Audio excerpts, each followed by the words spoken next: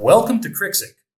In this example video, we'll review how to easily and cost-efficiently use a single module Krixik pipeline that only contains a vector database module. For context, vector databases store and manage data points represented as vectors in multidimensional space, thus enabling efficient searches and analytics based on vector distances.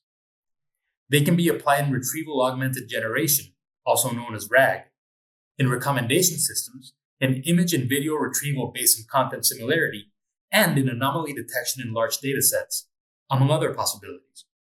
Bear in mind that this pipeline only accepts .mpy files that must already be ready to process, and outputs similarly human and readable face database files.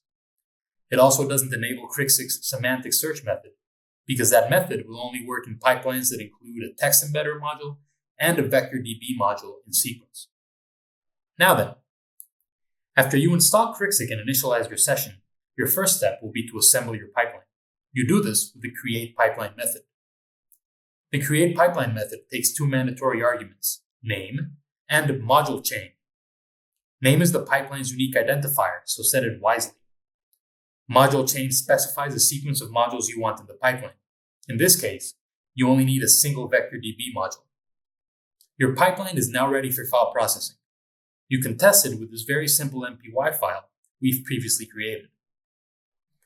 You'll store those vectors with the module's default, which, as of this recording, is Facebook's popular face.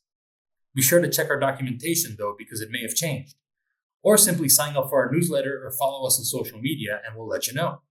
Since this is the default, it doesn't need to be specified. To process the file, invoke the process method on the pipeline you created. The process method takes one mandatory argument, which is local file path. This is a basic file path indicating where the file you wish to process is stored in your local drive. The other arguments here are optional and all have default values if not specified. For example, local save directory indicates where in your local drive you want the output saved, and expire time specifies how long process data should be kept on the Krixik system before being deleted.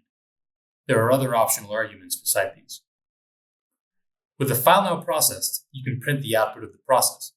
Given that the generated face database file isn't human readable, we'll only print the general process confirmation in this example. Here it is. Is there a vector database option you'd like to use in a Krixik pipeline but that isn't currently available?